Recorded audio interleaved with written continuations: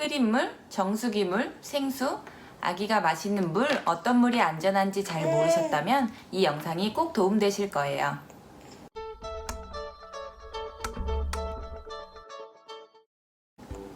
안녕하세요. 베이비 사이언스 뱃사TV의 뱃사입니다. 뱃사TV에서는 서울대 나온 엄마인 뱃사가 꼼꼼하게 리서치한 근거 있는 육아 정보만을 전달드리고 있습니다. 오늘은 물에 대해 이야기해 보려고 합니다. 많은 분들이 아기에게 어떤 물을 줘야 하는지에 대해 문의를 주셨는데요. 뱃사는 다미에게는 7개월에서 8개월 정도부터 정수기 물을 조금씩 주고 있어요. 사실상 아기의 목마름은 모유나 분유로 다 해소가 된다고 합니다. 그래서 아직 물의 필요성은 별로 느끼지 못하고 있어요.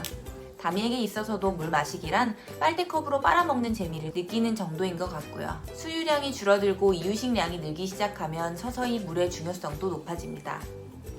참고로 6개월 이전의 아기에게는 물을 주셔서는 안 되고요. 돌전 아기에게도 60ml를 넘는 양의 물을 주지 않는 것이 좋다고 해요.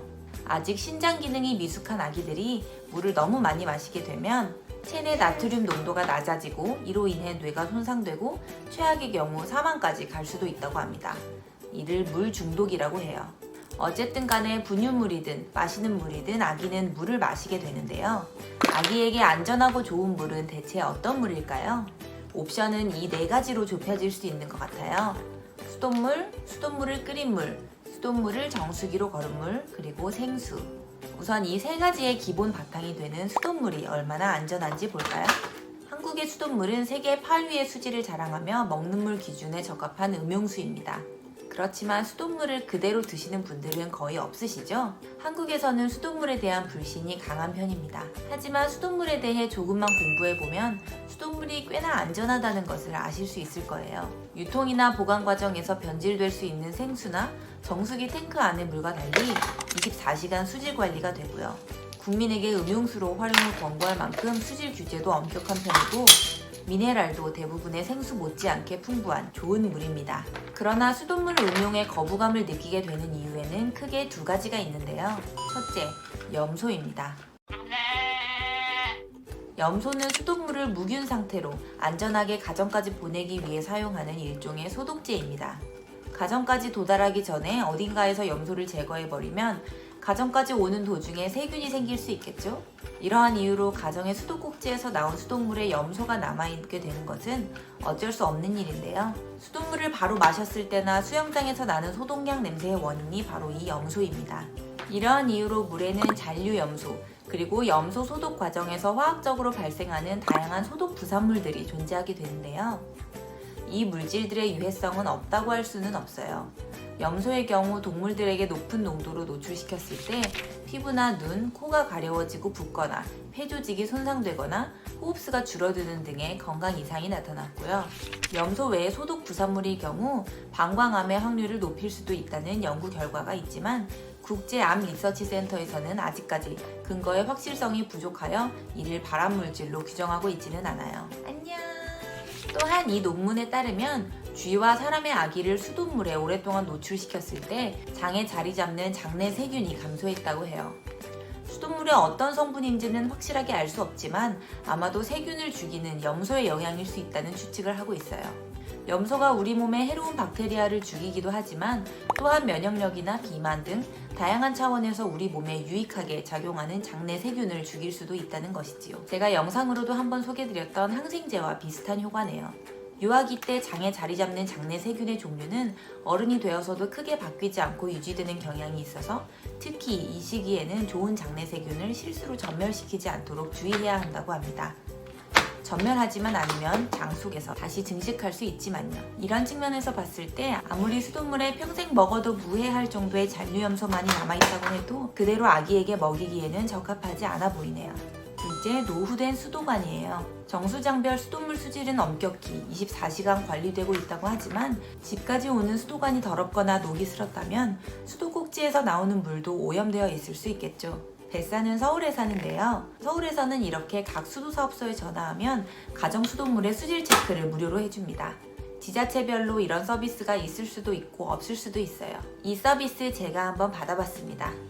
가져오신 키트로 점검을 해주시고 이렇게 검사 결과를 주셨어요. 물에 이물질이 있는지를 알려주는 탁도, 잔류염소, pH 농도, 수도관을 통해 유입될 수 있는 철, 구리 등 5가지 항목으로 나눈 결과이고요. 이 결과를 보니 뱃사 집까지 오는 수도관은 상당히 깨끗한 상태인 것 같아요. 바로 마시지 않더라도 목욕물 등으로 사용되는 만큼 아기가 있는 집에서는 한 번 정도 수질 검사를 받아보시면 좋을 것 같아요. 수도사업소 직원분 말씀에 따르면 이 수질은 냉수를 기준으로 한 것이고요. 수돗물이 온수인 경우 보일러를 거쳐서 오기 때문에 중금속이 녹아나올 가능성이 있어 식수로는 적합하지 않다고 합니다.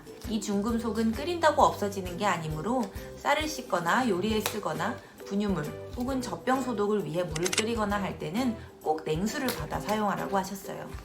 또한 집을 비우거나 아침 등 오랫동안 물을 안 썼다가 쓰는 경우 배관에 고여있던 물이 나올 수 있고 이 물은 덜 깨끗할 수 있기 때문에 30초에서 2분 정도 물을 흘려보내고 사용하는 게 좋다고 하셨습니다.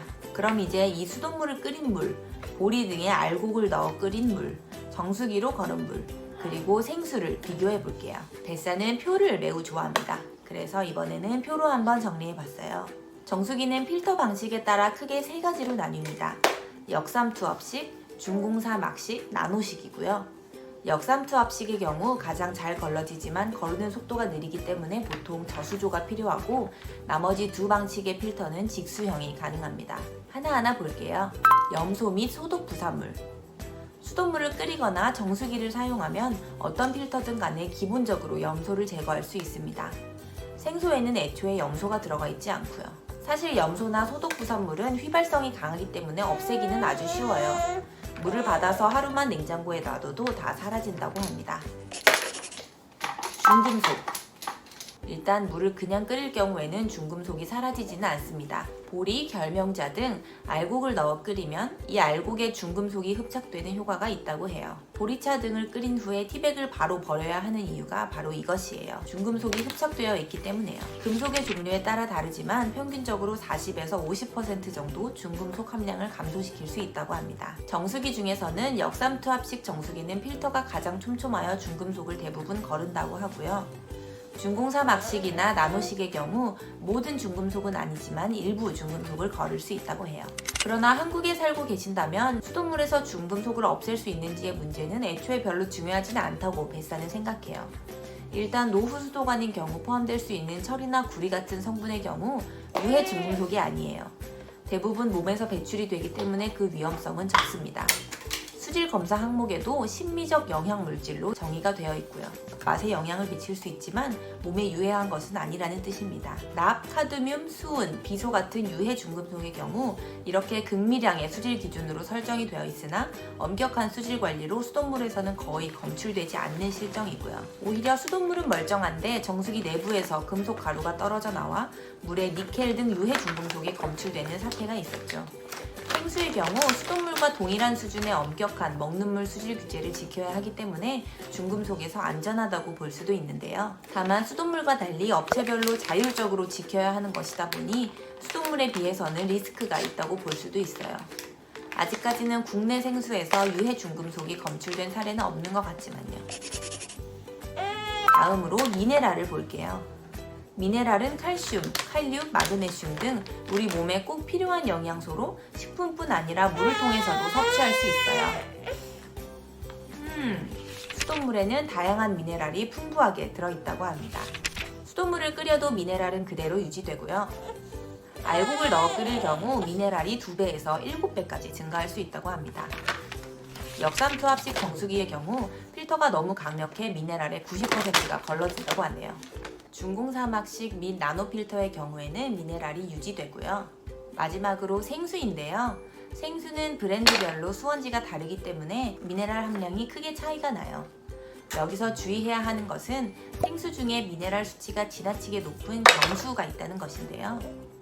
경수란 칼슘과 마그네슘의 함량이 높은 지하수를 말합니다. 한국 생수는 대부분 연수이지만 해외 생수 중 에비앙 등 경수인 생수가 있으며 최근 한국에서 출시된 오리온 프리미엄 제주 용암수의 경우에도 경수라고 하네요. 경수를 많이 마실 경우 설사를 유발할 수 있다고 하니 아기에게 먹일 때는 특히 주의하셔야겠죠. 그런데 뱃사는 미네랄을 식품으로 섭취하면 되지 굳이 물로 섭취해야 되나?에 대한 의문이 생겼는데요. 예를 들어 칼슘의 경우 수돗물에 포함된 칼슘은 이 정도예요. 하루에 2리터를 먹는다고 해도 40mg 정도 칼슘을 물로 섭취하게 돼요. 어린 아이들의 하루 칼슘 필요 섭취량은 이 정도이고요. 다소 미미해 보이죠? 그러나 아이들이 항상 필요한 칼슘을 충족하는 식단으로 먹는 것이 아니기 때문에 필수적으로 먹게 되는 물 섭취를 통해 하루에 기본적으로 어느 정도의 칼슘을 먹어준다면 의미 있을 것 같기도 해요. 실제로 이 연구에 따르면 미네랄 수치가 높은 물을 먹어온 아이들이 미네랄 수치가 낮은 물을 먹어온 아이들에 비해 키도 더 크고 뼈도 더 튼튼했다고 합니다. 또 한국수자원공사 자료에 따르면 똥물의 칼슘 농도가 높은 창원시에서 골다공증 유병 비율이 낮은 경향이 있었다고 해요. 물을 통해 먹게 되는 미네랄이 소량이라 해도 의미가 아예 없는 것은 아닌 것 같네요. 다음은 대장균 등 세균이에요. 끓인 물의 경우 당연히 세균이 날아가고요. 정수기의 경우 직수형으로 쓸 수 있는 정수기는 무균 상태인 수돗물을 필터에 바로 걸러서 먹기 때문에 역시 무균이에요. 저수조가 있는 정수기의 경우 염소를 걸은 후에 물을 저장하기 때문에 저수조 내부를 잘 관리하지 않는다면 세균이 번식할 수 있는 위험이 있어요. 생수의 경우 역시 염소가 없으므로 세균 번식의 위험이 있습니다. 한국수자원공사 실험 결과 생수 뚜껑을 따자마자 측정했을 때 1ml당 한 마리의 세균이 검출되었다고 해요. 수질 적합 기준은 1ml당 100마리입니다. 뚜껑을 따고 한 모금 마신 직후의 물에는 1ml당 900마리의 세균이 검출되었고요. 특히 여름철의 경우 세균이 100만 마리까지 증식하는데 4시간에서 5시간밖에 걸리지 않는다고 해요. 그러므로 생수는 뚜껑을 열자마자 먹고 바로 버리는 게 안전하겠네요. 추가적으로 생수의 경우 페트병에서 녹아나올 수 있는 화학물질에 대한 우려가 있는데요.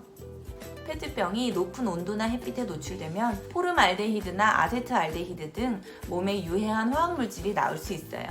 물론 아주 높은 온도나 아주 강한 햇빛에 노출되더라도 법으로 정해진 기준치 이상으로 나오지는 않는다고는 합니다. 그렇지만 생수는 아무래도 페트병에 담긴 채로 보관, 유통의 과정을 거치는데 이 과정에서 높은 온도나 햇빛에 노출되지 않을 거라는 것을 확실하게 알 수 없기 때문에 약간 불안하긴 해요. 2011년에서 2016년 동안 생수 관련 업체 49개 중 80%가 위생 기준을 한 번 이상 위반했다고 합니다. 기준 위반에 대한 처벌이 너무 약해 상습적으로 어기는 업체도 있다고 해요. 아무래도 뱃사 생각에는 자율적으로 품질을 관리해야 하는 생수보다는 엄격한 24시간 수질 관리 시스템이 적용되어 있는 수돗물을 이용하는 것이 더 안전해 보입니다. 붉은 수돗물 사태로 인해 수돗물에 대한 불신이 가중되는 분위기이긴 하지만요. 사람이 하는 일이다 보니 수돗물이든 정수기든 생수든 다 문제가 생길 수 있어요. 그중 어떤 것이 그나마 안전한지 꼼꼼히 따져보고 선택해야겠죠. 정리하면 우리 아기에게 먹일 물로 안전한 것은 가장 좋은 게 수돗물을 보리차로 끓인 물이고요. 그 다음이 직수형 정수기로 정수한 물, 그 다음이 그냥 끓인 물이 되겠습니다. 수돗물에 중금속이 거의 없다는 점을 고려하면 직수형 정수기 물과 끓인 물을 공동 2위로 볼 수도 있겠네요. 오늘은 여기까지. 공부하는 엄마의 근거 있는 육아정보 뱃사였습니다. 궁금하신 점이 있으시거나 뱃사가 대신 리서치해줬으면 하는 내용이 있으시다면 편하게 댓글 달아주세요.